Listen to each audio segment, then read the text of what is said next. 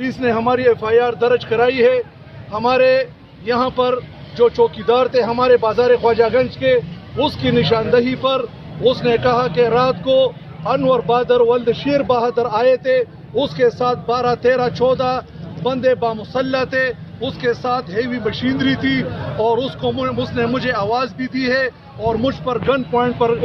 उन लोगों ने बंदूक रखे, आप हिलोगे नहीं, और फिर मशीनरी के ज़रिए इस दुकानातों को गिराया है। उसकी निशानदही पर उसके खिलाफ ताजरों ने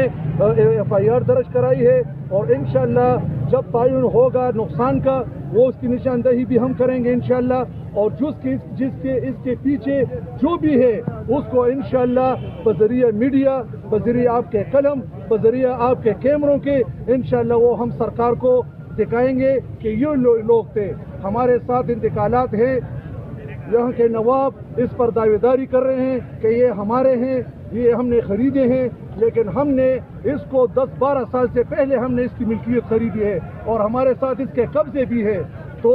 हम हुकूमत से मुतालिबा करते हैं कि जिन लोगों ने, जिन अफराद ने, अगर वो जिस तरह भी बासर हो, जिस तरह भी ताकतवर हो, लेकिन अल्लाह की ज़ात से कोई ताकतवर नहीं हो सकता